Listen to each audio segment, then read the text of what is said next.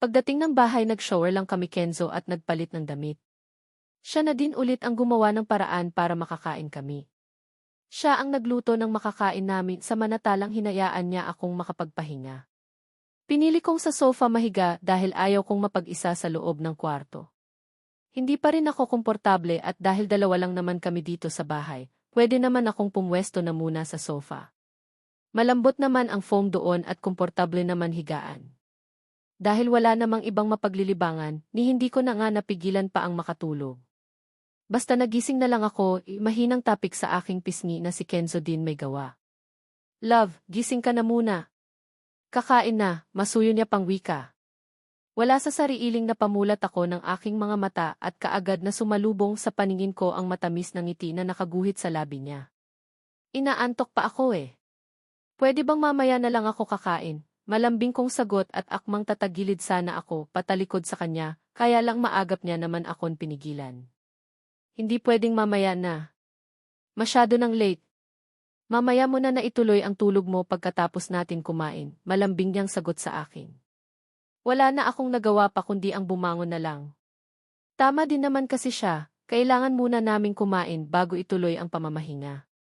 Adobong manok ang nilutong ulam ni Kenzo para sa tanghalian namin na nagustuhan ko din naman. Simpleng pagkain pero naparasap ang kain ko. Feeling ko nga kapag siya ang kasama ko palagi at siya ang magluluto ng kakainin ko tataba ako eh. Hindi ko kasi akalain na masarap pala siyang magluto. Pagkatapos namin kumain, nagpresenta ako na ang magligpit ng pinagkainan pero ayaw niya. Siya na daw ang bahala kaya hinayaan ko na. Pinili ko na lang na maupo at hintayin siyang matapos sa mga ginagawa niya at paglilinis ng kusina. So, ano ang plano natin ngayon? Bawal ka pang maulog dahil busog ka pa, nakangiti niyang tanong sa akin pagkatapos niyang hugasan ang mga pinagkainan namin. Saglit akong nag-isip bago ako tumitig sa may bintana. Labas ulit tayo? Kahit dyan lang sa may bakuran, sagot ko din naman kaagad sa kanya. Kaagad na din naman siyang tumango at hinawakan niya ako sa kamay at igingyan niya ako palabas ng bahay. Kaagad na sumalubong sa paningin ko ang tahimik na kapaligiran. Napakasarap din pala sa pakiramdam ang ganito. Parang kay sarap magmumuni-muni. Palagi ka bang pumupunta dito? Hindi ko maiwasang tanong sa kanya pagkalabas namin. Hawak kamay kaming naglakad patungo sa may puno ng mangga at sabay na naupo sa may ugat nito. Well, kapag gusto ko ng katahimikan pumupunta ako dito, sagot niya naman. Nang mag-isa ka lang or kasama mo si Eunice, nakataas ang kilay na tanong sa kanya. Napabaling naman ang tingin niya sa akin, kasabay ng pagpakawala ng malakas na pagtawa. Si Eunice? Ayaw sa kanya ni Lolo, kaya hindi siya pwede dito, sagot nito. Itsali, hindi naman malalaman ni Lolo kung sakaling dadalahin mo siya dito eh. Kunwari ka pa, nakanguso ko din namang sagot sa kanya. Really, nagsasabi ako ng totoo.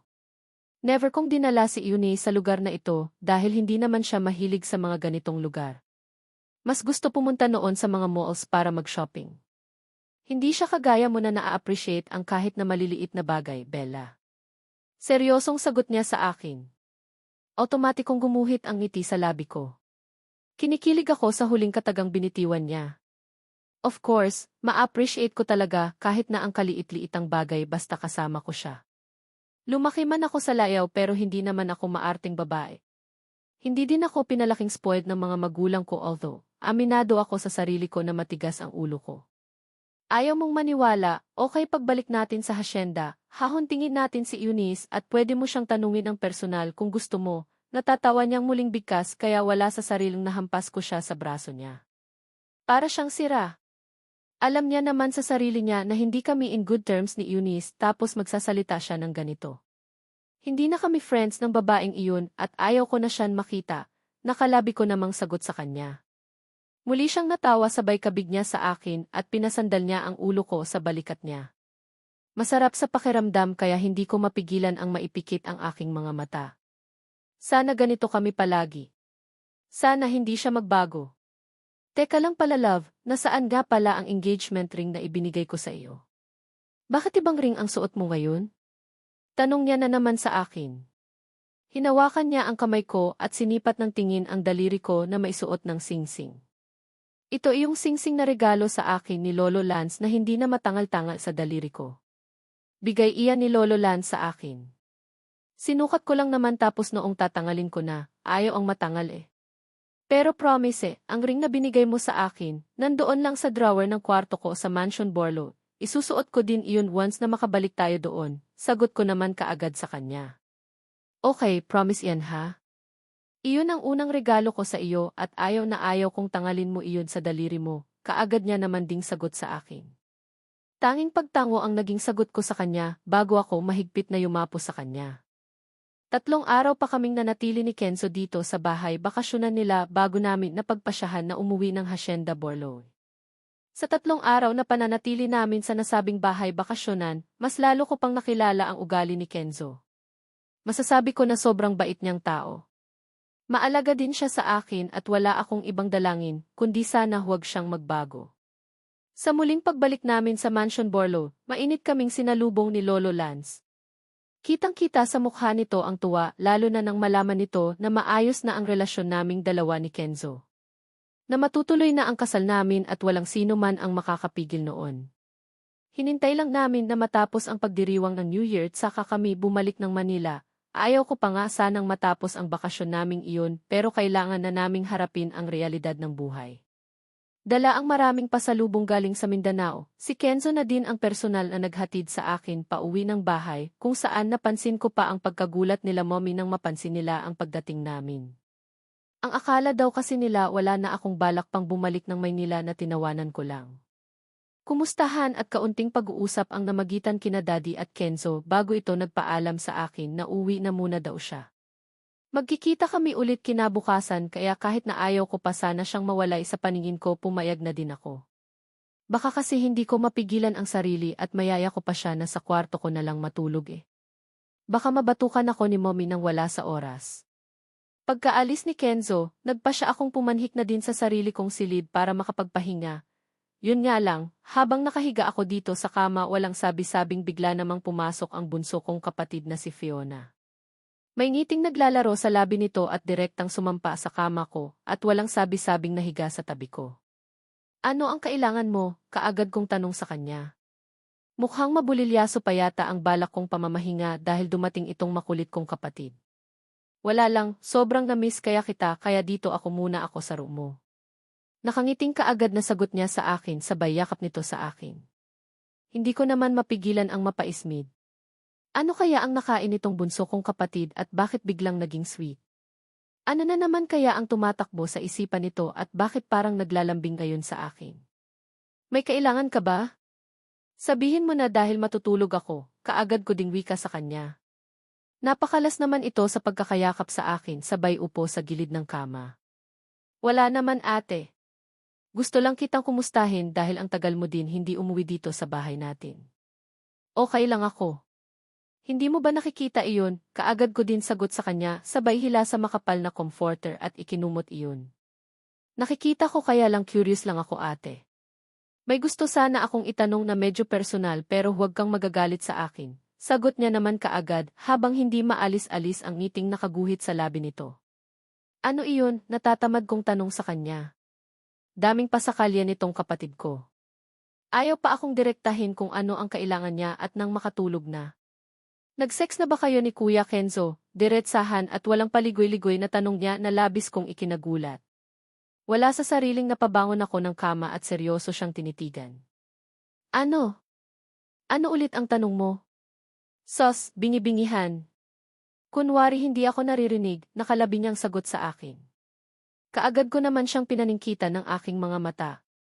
God, napakabata pa nitong kapatid ko para magtanong ng ganitong bagay. 3 months from now pa ito magdi-day si Otso pero ang mga tanungan niya ay sobrang kakaiba. Napakataklesa niya talaga na akala mo normal lang ang ibinato niyang katanungan sa akin. Lumayas ka na nga sa kwarto ko. Isumbong kita kay mommy naiinis kong sagot sa kanya sabay hablot sa unan na malapit sa akin at ibinato dito. Isang malakas na pagtawa ang namutawi sa labi nito bago dali-daling tumayo mula sa pagkakaupo sa kama. Zevi, nagtatanong lang naman Ano kaya ang masama doon? tatawa-tawang sagot nito at akmang dadamputin ko na naman sana ang unan para ibato dito pero mabilis na itong nakatakbo palabas ng aking silid. Kinabukasan, maaga akong sinundo ni Kenzo dito sa bahay para samahan akong pumunta sa shop para maisukat ang damit pangkasal ko. Kailangan kasing i-check na iyon dahil next month na ang aming kasal. Sabay sa mismong araw ng mga puso. Naging maayos naman ang ginawa kong pagsusukat at pag-check sa aking wedding gown na isususot. May mga detalye lang akong pinabago pero minimal lang naman. Pagkatapos namin ni Kenzo sa shop, niyaya ako nitong mag-date daw kami. Hindi naman ako humindi lalo na at feel ko ang pagiging girlfriend niya. Saka, excited din kaya akong ma-experience kung paano i-date ng isang Kenzo Borlo sa labas. Gusto kong malaman kung paano ba talaga siya mag-alaga ng girlfriend. Sa isang mall kami dumiretso at naghanap ng resto na makakainan. Halos lunchtime na din kasi at pareho na din kaming gutom. Love, ano ang gusto mong kainin? Malambing pa nitong tanong sa akin. Love, ang endearment na ginagamit niya sa akin na lalong nagpakilig sa puso ko. Stick na lang love and the rest ikaw na ang bahala, nakangiti kong sagot sa kanya. Isang pagtango ang naging sagot niya sa akin bago niya tinawag ang waiter para sabihin niya ang order namin. Pagkatapos niyang umorder ako ulit ang pinagbalingan ng buong atensyon ni Kenzo. Hinawakan niya ako sa aking kamay at pinisil iyon. So, kumusta ang tulog mo last night? Nakapagpahinga ka ba ng maayos? Nakangiti niyang tanong sa akin. Said, okay naman and yes nakatulog ako. How about you? Sagot ko naman sa kanya. Hindi Look at din by eyes love, hindi ba't medyo namumula? Hirap akong makatulog kagabi dahil iniisip kita, kaagad niya ding sagot sa akin. Feeling ko tuloy, may naririnig akong nagkakantahang mga anghel sa kapaligiran dahil sa sinabi niyang iyon. Kilig to the highest level na naman ang nararamdaman ko sa ngayon. Bakit naman? Baka naman uminom ka naman ng alak or di kaya gutom ka kaya hindi ka nakatulog kagabi. Kunwari kunot noo kong tanong sa kanya. Ginawa ko din yan love. Uminom din ako ng kaunting alak para makatulog pero wala talaga Ayaw talagang pumikit. Ikaw ang hinahanap ko. Kaagad niya ding sagot sa akin at muli kong naramdaman ang pagpisil niya sa palad ko. So, ano ang gagawin natin ngayon? Nagtataka kong tanong sa kanya. Kung wala siyang tulog, ba't kailangan niyang matulog? Baka mabawasa ang kapugian. Niya kung puyat siya. Pwede bang after nating kumain sa bahay na muna tayo? Tulog lang ako ng kaunti tapos lalabas ulit tayo para sa date natin, nakangiti niyang sagot sa akin. Hindi ko tuloy mapigilan ang matawa. Said, okay. Ayos lang sa akin. Parang masarap nga sigurong matulog muna. Medyo hindi din sapat ang tulog ko kagabi dahil sa makulit kong kapatid na walang ibang ginawa kundi ang inisin ako. Nakangiti ko din namang sagot sa kanya. Perfect. May dahilan nga na umuwi muna tayo ng bahay para magpahinga. Ngiting-iti niyang sagot kaya naman hindi ko na din mapigilan ang matawa. Napansin ko kasing lalong nagningning ang mga mata niya habang nakatitig sa akin. Heist na lang. Sana lang talaga makapagpahinga kami dahil feeling ko may ibang gustong gawin ang nobyo ko sa akin mamaya. Nababasa ko kasi iyon sa mga titig niya Gayunpaman, ipokrita ako kung hindi ko aminin na sobrang na-excite din ako. Bahala na nga. Malapit naman na ang kasal namin at mahigit isang buwan na lang, magkakasama na kami pareho sa iisang bubong. Pagka-serve ng mga pagkain, kaagad na din naming nilatangkan iyon ni Kenzo. Kung may nanonood lang siguro sa amin habang kumakain kami, iisipin siguro na gutom kaming dalawa. Wala kasi kaming imikan habang kumakain at lahat ng atensyon namin ay nakatutok lang sa pagkain. Ang hindi nila alam na talagang binilisan namin. Gusto na kasi talaga naming umuwi ng bahay para makapagpahinga. Dahil nga sa sobrang bilis na pagkain namin, natapos din kami kaagad. Nagbayad si Kenzo at para kaming hinahabol ng kung sino na mabilis nang lumabas ng restaurant. Diretso kami ng parking area at sumakay sa nakaparadang kotse ni Kenzo. Pagkaupo namin sa loob ng sasakyan, hindi na ako nagulat pa nang bigla na lang dumukwag si Kenzo palapit sa akin at mabilis na inangkin ang labi ko. Nagulat man sa ginawa niyang iyon pero mabilis ko na din namang tinugon ang halik niya. Nararamdaman ko na kasi ito kanina pa habang kumakain kami kaya no choice kundi ang pagbigyan siya. Mabait naman akong fiancé Kenzo. Saglit lang, nandito pa tayo sa loob ng kotse. Mahinang reklamo ko sa kanya habang dahan-dahan na bumababa ang halik niya patungo sa aking liig. Nasa loob na din ng aking suot na shirt ang isa niyang palad, habang sapo ang aking isang dibdib at marahang nilalamas ang isa sa mga bundok doon. God, nakaka-addict ka, love. Sorry, hindi ko na kaya pang magpigil. Mahina niyang usal at walang sabi-sabing bigla niya na lang itinaas ang suot kong t-shirt. Tinangal niya ang pagkakahok ng aking bra, kaya kaagad na tumampad sa mga mata niya ang matatayog kong dibdib. Is babies? Hindi ako nakatulog kagabi kasi sobrang namiss ko kayo. Mahina niya pang usal at impit akong napaungol ng bigla niyang dilaan ang isa sa mga pasas na pingko. Inikot-ikot niya pa ang dila niya sa bahaging iyon bago niya tuluyang isinubo at marahang sinipsip. Hindi ko tuloy mapigilan ang mapahawak ng mahigpit sa kanyang buhok. Kasabay ng pagsipsip niya sa pasas na pingko ay ang naramdaman kong pagkabasa ng aking panty. Shit! Heto na naman kami. Kinakain na naman kami pareho sa aming matinding pagnanasa. Sa bagay, noong nasa bahay bakasyonan din kami, wala din kaming ibang ginawa kundi ang mag-sex lang. Kahit na noong umuwi kami ng Hacienda Borlo, ganoon din ang aming ginawa. Ni hindi nga kami nakalabas ng eksakto alas 12 ng hating gabi noong January 1 dahil habang abala ang mga tao sa pagpapaputok sa labas, si Kenzo naman ay abala sa pagpapatutok ng kanyang sperm sa sinapupunan ko. Kenzo. Teka lang, I think we need to go home na. Hindi pwedeng dito tayo, mahina kong usal habang nakapikit. Hindi ko na din kaya. Kinain na naman ng matinding pagnanasa ang aking buong sistema sa ginagawa niyang ito sa akin ngayon. Hindi ko nga alam kung normal pa ba itong nararamdaman namin sa isa't isa. Magdikit lang ang aming mga balat, may namumuo na kaagad na pagnanasa na nararamdaman sa isa't isa sa amin. Hindi pwede dito. Gusto kong nasa malambot tayong kama pareho. Komportable para malaya kong gawin lahat ng nais ko, love, mahina niyang sambit habang habol niya ang kanyang paghinga. Dahan-dahan niyang pinakawalan ang aking boobs at nag-angat ng tingin kaya muli kaming nagkatitigan. Kitang-kita ko sa mga mata niya na matinding pagnanasa pero kailangan niyang pigilan iyon. Hindi kasi talaga pwede eh. Kapag dito namin gawin ang gusto naming gawin ay baka may makakakita sa amin. Kahit naman tented itong sasakyan, syempre, alam ng mga taong dumadaan na may tao dito sa loob dahil aalog talaga itong sasakyan kung sakaling may gagawin na kaming kababalaghan ni Kenzo. Muling ibinaba ni Kenzo ang aking suot na blouse at pagkatapos noon, binigyan niya lang ako ng mabilisang halik sa labi bago niya itinoon ang kanyang atensyon sa manibela.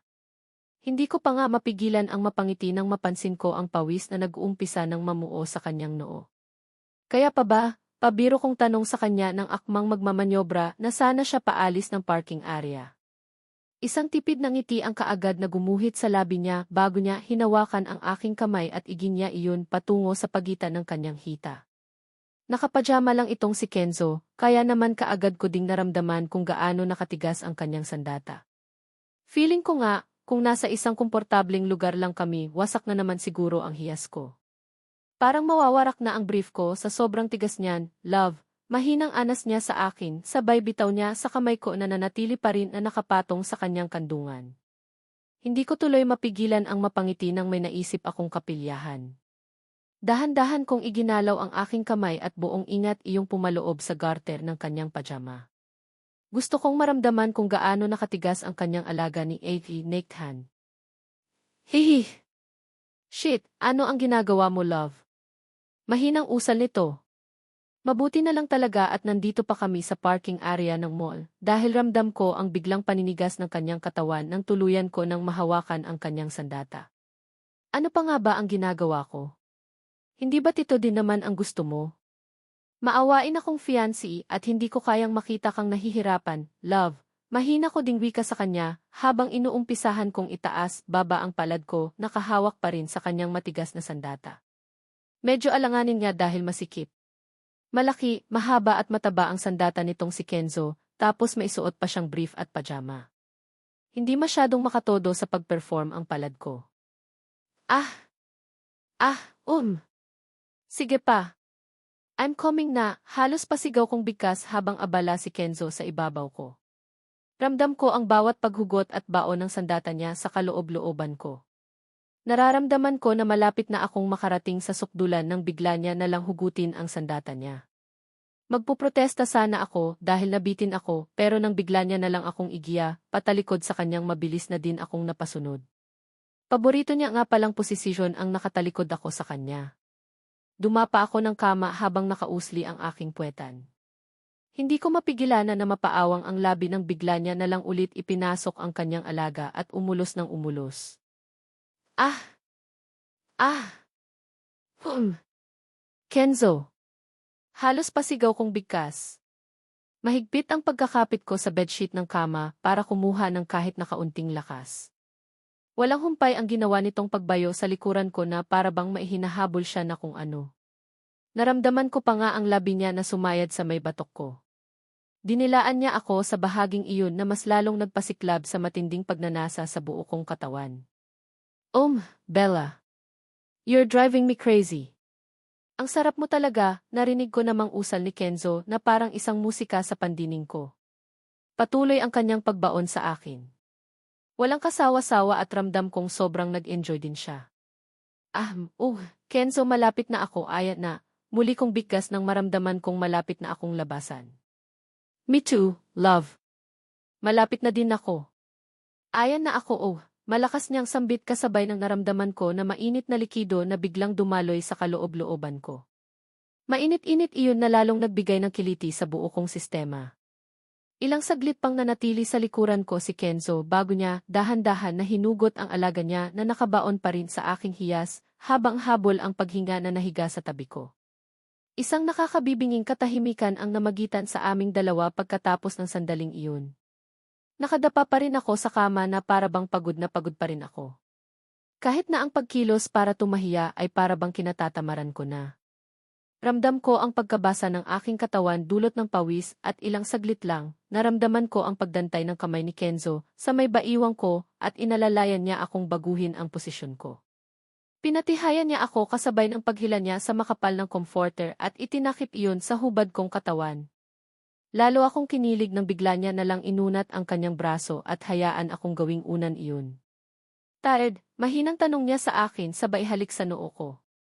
Sa ilalaim ng makapal na comforter, mahigpit niya akong niyakap na para bang natatakot siyang makawala ako. A little bit but I am so happy, nakangiting sagot ko sa kanya. Isang mahinang pagtawa ang naging sagot niya sa akin bago siya muling nagsalita. Well, ang mabuti pa, matulog na muna tayo. May date pa tayo mamaya, love. Okay, sweet dreams, love. Mahina ko ding sambit bago ko ipinikit ang aking mga mata at siguro, dahil sa pagod at puyat ng nagdaang gabi, kaagad din naman akong hinila ng antok. Hindi ko alam kung gaano na ako katagal na nakatulog pero muli akong nagising na wala na si Kenzo sa tabi ko. Dahan-dahan akong bumangon mula sa pagkakahiga sa kama habang inililibot ang paningin sa paligid. Kenzo! Kenzo, tawag ko pa sa pangalan nito pero katahimikan lang ang sumalubong sa akin. Tuluyan na akong bumaba ng kama at hingilap ang damit na suot ko kanina bago ko iyon maayos na inilapag sa kama at pagkatapos noon, nagpa siya akong magbanyo na muna makapaghilamos at makapaglinis ng katawan. Ramdam ko kasi ang panlalagkit ng aking katawan. Baka din kasi biglang magyaya ng date si Kenzo mamaya at maganda na iyong ready ako. Wala pang 10 minuto sa banyo kaagad na din akong lumabas. Muli kong isinuot ang aking damit at nang masiguro ko na maayos na ang hitsura ko, saka ako lumabas ng silid para hanapin si Kenzo. Dinala ako ng mga paa ko sa labas ng bahay. Halos 3:00 na ng hapon pero nakakabingi ang katahimikan sa buong paligid. Siguro nagpapahinga pa ang mga kasambahay. Wala tuloy akong mapagtanungan kung nasaan si Kenzo, kaya naman nagpa siya akong maglibot-libot sa paligid ng bahay. Nakarating ako sa may garden kung saan narinig ko ang familiar na boses ni Kenzo. Para bang may kausap ito kaya naman dali kong tinahak ang daan patungo doon at bago pa ako nakalapit, para akong ipinako sa aking kinatatayuan nang mapansin ko na may kausap siya. I told you. Wala na tayo. I am getting married kaya pwede bang tumigil ka na, seryosong bigkas ni Kenzo, kaya naman dali-dali akong kumuble sa mayabong na halaman. Ayaw kong mapansin nila ang presensya lalo na at napanasin kong parang seryoso ang topic nila. Si Eunice lang naman ang kausap nitong si Kenzo sa mga sandaling ito at alam kong mali ang makinig sa pag-uusap ng ibang tao, pero may rights naman siguro akong makinig lalo na at ikakasal na kami. Ex-girlfriend ni Kenzo si Eunice at masakit sa mga mata ko na makita na nag-uusap sila ngayon. Fuck. Shit, feeling ko lalabasan ka agad ako sa ginagawa mong iyan eh. Mahinang anas ni Kenzo habang mariin nang nakapikit ang kanyang mga mata. Tuluyan na siyang napasandal sa upuan habang mariin na nakahawak ang dalawa niyang kamay sa manibela. Kung nalilubugan ako, mas libog na libog yata itong future husband ko eh. Grabe, halos dumoble na yata sa hindi inaasahan ang sukat ng alaga niya. Love, ibaba mo kaya muna ng brief at pajama mo. Masakit na kasi ang kamay ko eh. Naiipit siya ng garter ng brief mo, mahina kong request sa kanya. Muli siyang nagmulat ng kanyang mga mata at tinitigan ako sa mukha bago niya muling inangkin ang labi ko. Mapusok kaming muling naghalikan. Naglaban ang aming mga dila at bago pa kami kapusin sa aming paghinga, muling naghiwalay ang labi namin. Nang maghiwalay ang labi naming dalawa ni Kenzo, inatupag na nito ang pagbaba niya ng suot niyang pajama, kasabay ng kanyang brief. Kaagad na tumampad sa paningin ako ang tayong-tayo niyang alaga, kaya hindi ko tuloy mapigilan ang makaramdam ng pagkatakam. Partikular na ang basang-basa ko ng pagkababae. Muli dahan-dahan ko iyong hinawakan. Sa pagkakataon na ito, dalawang kamay ko na ang ginamit ko at marahang itinaas, baba iyon. Narinig ko na naman ang marahang pag-ungo ni Kenzo, kaya naman mas lalo akong ginanahan. Hindi na nga ako nakatiis pa at dahan-dahan na akong yumuko. Unang beses ko itong gagawin kaya bahala na. Una kong dinilaan ang ulo ng kanyang pagkalalaki kasabay ng lalong paglakas ng ungol na kumawala mula sa lalamunan ni Kenzo. Shit! Ang sarap love. Ganyan nga, dilaan mo pa, mahina niyang usal kasabay ng pagpatong ng dalawa niyang kamay sa buhok ko. Humahaplos-haplos siya sa baging iyon kaya naman lalo akong ginanahan. Noong una, nagkasya lang ako sa padila-dila sa ulo at paligid ng kanyang sandata habang ang dalawa ko namang kamay ay abala sa kakalaro ng kanyang bayag. Hindi naglaon, sinubukan ko na din iyong isubo ng buo. Malaki pala at hindi ka siya sa bunga ko pero ay best na mapaligaya itong si Kenzo, lalo na at lalong lumakas ang ungol niya na parabang nasisiyahan siya sa ginagawa kong ito sa kanya. Fuck Bella! Ang sarap ng bibig mo. Ang sikip at ang init, mahina niya pang usal sabay diin ng ulo ko kaya naman lalong pumasok sa kaloob-looban ng bibig ko ang kanyang sandata. Umabot pa nga yata iyon sa mailalamunan ko kaya hindi ko mapigilan ang mapaduwal. Kasabay ng biglang pagtaas ng ulo ko. Nabilaukan ako at hindi ko kinaya ang laki ng alaga niya pero todo rescue naman si Kenzo sa akin. Sorry, God. Sorry, Bella. Hindi ko. Napigilan ang sarili ko, mahina niyang usal at mabilis niyang hinagod-hagod ang likod ko. Hindi ko na din tuloy mapigilan ang matawa kahit na medyo naluha-luha pa ako kasi nga nabilaukan ako eh. Ayos lang. Nabitin ka din tuloy. Hindi ko pala kaya. Masyadong maliit ang bibig ko kumpara dyan, nakangiti ko pang wika sabay turo sa tayong-tayo niya paring alaga. I know but I am so happy dahil sinubukan mo pa ring pawiin ang matinding pagnanasa na nararamdaman ko ngayon. Let's go home na at doon na natin ituloy ang nasimulan na natin. Mas gusto ko din na ipasok ang alaga ko sa masikip mong hiyas kaysa sa bibig mo, love, malambing niyang wika at muli niya akong binigyan ng halik sa labi bago niya itinaas ang kanyang parama. Tinakpan niya na ang naghumindig niyang alaga at itinoon niya na ang buo niyang atensyon sa pagmamaneho. Ilang saglit lang, laman na din kami ng kalsada.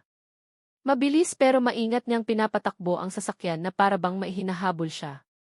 Hinaayan ko na lang dahil alam kong kagaya ko din, alipin na din siya ng matinding pagnanasa. Halos 20 minuto din ang inabot ng biyahe namin nang makarating kami ng bahay nila. Tanging mga katulong lang naman ang naabutan namin dahil si Lolo Lance ay nasa Mindanao pa rin at next week pa raw ang balik nito ng Manila. Diretso kaming dalawa ni Kenzo ng kwarto para maipagpatuloy na namin ang aming nasimulan sa parking area ng mall. Wala nang ang foreply at basta niya na lang hinubad ang saplot sa pang-ibabang bahagi ng aking katawan bago niya ako iginya pahiga sa kama.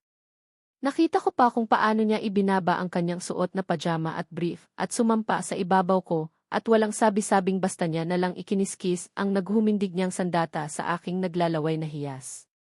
Ilang saglit lang, tuluyan na iyong dumaos-dos papasok sa kasabay ng malaks na pag-ungol naming dalawa at ang pag-umpisa niyang pag-indayog mula sa ibabaw ko. I'm sorry kung natukso ako na tangapin ang 2 milyon na alok sa akin ng lolo mo. Alam mo naman siguro na walang-wala na ako at kailangan ko ng pera para sa mga maintenance ko, di ba?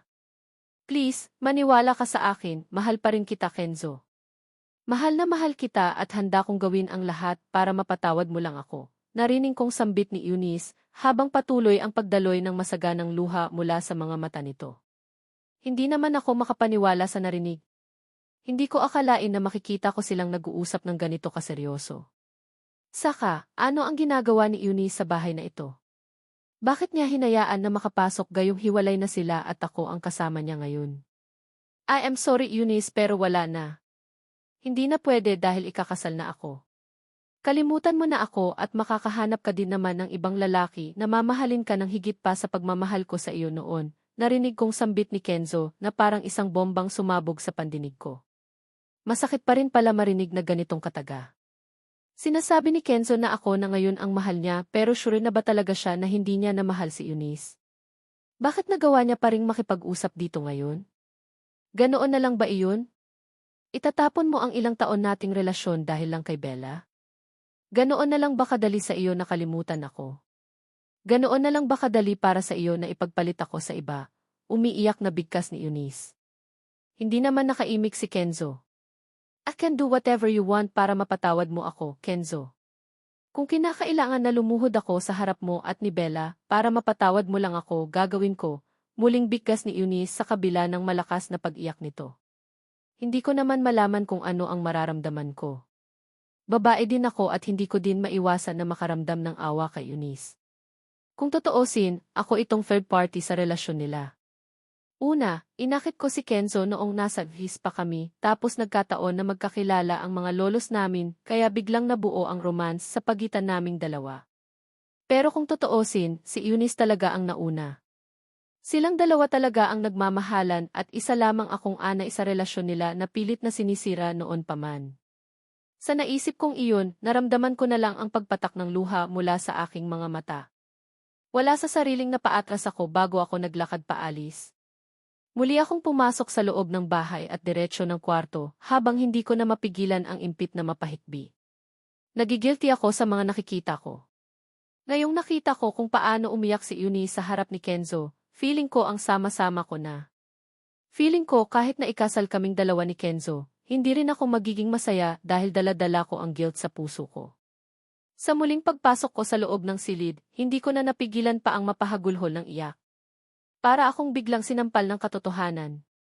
Naguguluhan ako. Sa totoo lang, hindi ko alam ang gagawin ko. Next month na ang kasal naming dalawa ni Kenzo at tuluyan na kaming matali sa isa't isa. Kaya lang, kaya ko ba talaga? Magiging masaya ba talaga ako gayong alam ko na may isang babaeng lumuluha ng dahil sa akin? Halos 1 oras din ang mabilis na lumipas bago bumalik ng kwarto si Kenzo. Napansin ko pa nga ang pagkagulat sa mga mata niya nang mapansin niyang gising na ako. Hey, bakit namumula ang mga mata? Kaagad niyang tanong sa akin pagkapasok niya dito sa loob ng silid. Mabilis din naman akong nag-iwas ng tingin sa kanya. Ha? Ano kasi eh? Parang nakulangan pa rin ako ng tulog, sagot ko naman din sa kanya habang pigil ko ang aking emosyon. Ayaw kong makita niya ang kung anuman ang nararamdaman ko ngayon. Sasarilinin ko ang guilt at sakit dahil ginusto ko naman ito eh. Isa pa, naduduwag akong sabihin sa kanya na nakita ko silang dalawa ni Eunice na magkausap. Para kasing hindi ko kakayanin ang makita kung anuman ang magiging reaksyon niya eh. Saan ka nga pala galing, kaswal at may pilit na nakaguhit ng ngiti sa labi na tanong ko sa kanya. Ha? Sa labas. Kinausap ko ang kuok para magpaluto ng masarap ng pagkain mamayang dinner. Balak ko kasing imbes na lumabas tayo, dito na lang tayo sa bahay. Mag-movie marathon tayo, nakangiti niyang sagot sa akin. Hindi ko naman mapiilan ang makaramdam ng pagdismaya sa naging sagot niya. Nagsisinungaling siya. Bakit kailangan niya pang ilihim sa akin na si Eunice ang kausap niya sa labas? Talaga bang ako na ang mahal nitong si Kenzo, or may dapat ba akong ikatakot ngayon sa isiping hindi pa rin pala ako ang tunay na nagmamay-ari ng puso niya? Ay, tama ye. I think saka na lang natin ituloy ang date natin dahil tumawag din si mommy sa akin. Hinahanap nila ako sa bahay. Pilit ang ngiting sagot ko kay Kenzo at umaasa na hindi niya mabasa sa mga mata ko na nagsisinungaling ako. Sa hindi niya pag-amin sa akin, gayon lang na si Eunice talaga ang kausap niya sa labas, lalo akong nagkaroon ng takot sa puso ko. Lalong naguguluhan ang isipan ko. Hindi ko kasi talaga alam kung tama ba itong nangyayari sa pagitan naming dalawa ngayon. Nasa paligid lang si Eunice at natatakot akong isipin na siya pa rin ang nagmamay-ari ng puso ni Kenzo. Ha? Tumawag si tita. Bakit daw, napansin ko ang gulat sa mga mata na tanong niya sa akin. May sasabihin daw sila sa akin. Importante. Saka na-miss daw nila ako eh. Kakauwi ko lang daw kahapon tapos nandito na naman daw ako sa labas, nakangiti kong sagot sa kanya. Okay. Kung ganoon, ihahatid na kita. Marami pa namang mga araw na pwede tayong magsama and besides, malapit na ang kasal natin. Malapit na tayong tumira sa iisang bubong at excited na ako. May kislap na tuwa sa mga mata na bigkas niya, kaya naman pilit na din akong nagpakawala ng ngiti sa labi. Inihatid lang ako ni Kenzo sa labas ng bahay ng mga magulang ko pagkatapos umalis na din siya. Niyaya ko pa nga na pumasok sa loob para makapagkape man lang pero ayaw niya talaga. Mukhang may pupuntahan pa yata kaya hinayaan ko na lang din. Pagkapasok ko sa loob kaagad kong natanaw si Angela sa may garden. Hawak nito ang panganay na anak nilang dalawa ni Kuya Brian at halatang hinihintay nila ang pagdating na kapatid ko. Dito pa rin sila nakatira sa bahay na ito dahil hinihinati nila na matapos ang dream house nila. Ay Bella, nakangiting kaagad na bati ni Angela sa akin nang mapansin niya ang pagdating ko. Mabilis ang hakbang na naglakad ako palapit dito at nang makalapit ako, buong panggigili kong pinisil ang matambok na pisngi ng pamangkin ko bago ako nakangiting hinarap si Angela. Ay Angela! Wala pa si Kuya? Yes, wala pa eh. Tumawag kanina gagabihin daw yata dahil may meeting siya kay Mr. Hikaru, nakangiting sagot nito sa akin. Hindi ko naman mapigilan ang mapatitig kay Angela. Parang gusto kong mainggit sa kanya nang mapansin ko ngayon ang kislap ng tuwa sa mga mata niya. Alam kong wala siyang problema sa pagsasama nilang dalawa ni Kuya. Walang maharot na ibang babae ang aali-aligid kay Kuya at isa pa nakita ko din kung gaano kaloyal ito sa kanya. Heist, sana ganito din kami ni Kenzo. Hindi buo ang tuwa na mararamdaman ng puso ko dahil natatakot talaga akong isipin na baka may ibang babae ang sinisigaw sa puso nito. Hindi ko talaga alam kung kaya ko bang tangapin kung sakaling mawala ito sa akin, lalo na at tuluyan na akong nasanay sa presensya nito. Kaunting pag-uusap ang namagitan sa aming dalawa ni Angela bago ako nagpaalam sa kanya. Gusto kong magpahinga. Gusto kong magmumuni-muni para makapag-isip ng tama.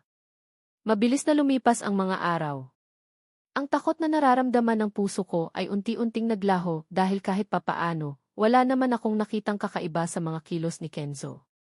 Sweet pa rin naman siya sa akin at ang date na pinangako niya sa akin ay natuloy din naman ng maraming beses.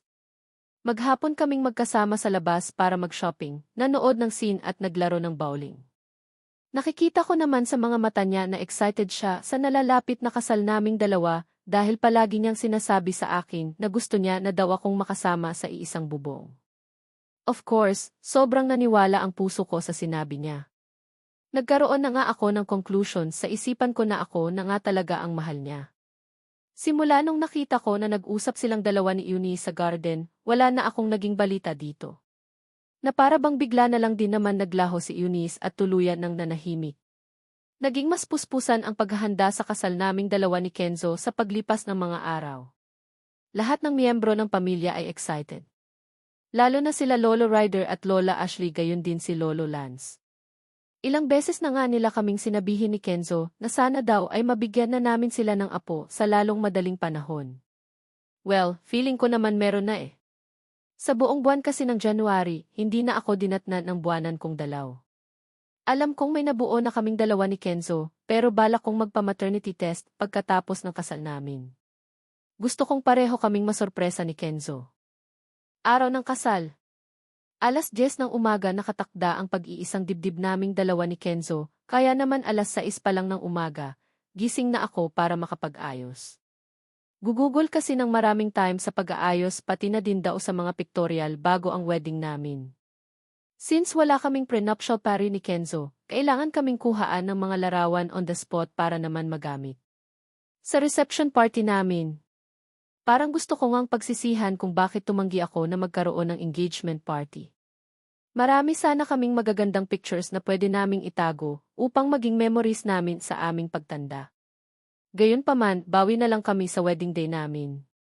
Marami pa namang mga importanteng okasyon na darating na magkasama kami kung saan pwede kami mag-collect ng maraming memories. Maraming mga bisita ang a-attend sa kasal naming ito ni Kenzo. Sa Manila Cathedral gaganapin ang aming kasal samantalang sa sariling pag-aari na 7-star hotel ng pamilya namin naman gaganapin ang aming reception party. Lahat nakaredy na at ang pagdating na lang namin sa simbahan ang hinihintay. Wow, 8! Ikaw ba iyan? Ang ganda-ganda mo, bulalas ng bunso kong kapatid na si Fiona pagkatapos akong maayusan. Suot ko na din ang aking bonggang wedding gown at hinihintay na lang ang oras ng aming pag-alis para pumunta ng simbahan. Maliban sa mga bodyguards, ayaw na ayaw nila mommy na mag-isa lang ako sa kotse. Nauna na sila mommy at daddy doon kasama na ang iba pang mga kasama sa entourage ng kasal. Ang alam ko sa mga sandaling ito, kaming dalawa na lang ni Kenzo ang hinintay and since itong bunso kong kapatid na si Fiona ang maid of honor siya ang kasama ko mamaya sa bridal car para pumunta ng simbahan. Lahat ng kaibigan ko ay mga abay kahit na grabe ang tampo nila sa akin dahil hindi nila ako nakasama nang nagbonding sila sa Mindanao. Paano ba naman kasi, tinangay nga ako ni Kenzo at hindi na nakabalik pa hanggang sa umuwi na sila dito sa Manila. Grabe ang paliwanag ko sa mga ito para huwag nang magtampo. Mabuti na lang talaga at mababait sila at idinaan na lang sa tawa ang lahat at kantyaw. Sinabi pa nga nila na baka in advance na daw namin ang honeymoon namin ni Kenzo, kaya bigla na lang akong nawala sa beach resort. Siyempre, tudo tanggi ako. Nakakahiya kayang aminin ang mga ganoong bagay. Alam kong maganda ako kaya hindi mo na dapat sabihin sa akin ang tungkol sa bagay na iyan, nakangiting sagot ko sa kanya. Yedse, iba pa rin na may nagsasabi sa iyo para magma-boost ang confidence mo, nakagusto din itong sagot sa akin. Alam kong ayaw magpatalo nitong kapatid ko sa akin, kaya naman tinawanan ko na lang. Ilang saglit lang, muling pumasok ang makeup artist ko, at sinabi nitong ready na daw ang bridal car, at pupunta na daw kami ng simbahan. Mabilis naman akong inalalaya ni Fiona na maglakad dahil medyo mabigat itong gown ko hanggang sa makasakay na kami ng kotse. Habang nasa sasakyan kami, naramdaman ko ng abot-abot ang kaba sa puso ko. Excited ako na hindi ko maintiihan. Ate, relax ka lang ha? Baka mamaya hindi mo masagot ang tanong ng pari dahil nag-lock na ang bibig mo sa nerbiyos. Huwag na huwag mong ipahiya ang groom mo, nakangiti pang paalala nito sa akin. Hindi ko naman mapigilan ang matawa. Kung ano-ano na namang kataga ang lumalabas sa bibig ng kapatid kong ito. Mabuti na lang talaga at kasama ko siya dito sa loob ng sasakay kung hindi baka inatake na ako sa matinding nerbiyos na nararamdaman ko ngayon. Maabilis lang din naman kaming nakarating ng simbahan. 10 minuto na lang at mag-uumpisa na ang kasal naming dalawa ni Kenzo nang mapansin ko ang paglapit ni mommy sa akin. Hindi pa ako pinababa ng sasakyan since medyo mainit dito sa labas ng simbahan. Baka mahulas lang ang makeup ko. Mamaya na ako bababa kapag mag-umpisa ng magmartsa ang kasalisa. Entourage sa loob ng simbahan. Bella, nakausap mo ba si Kenzo?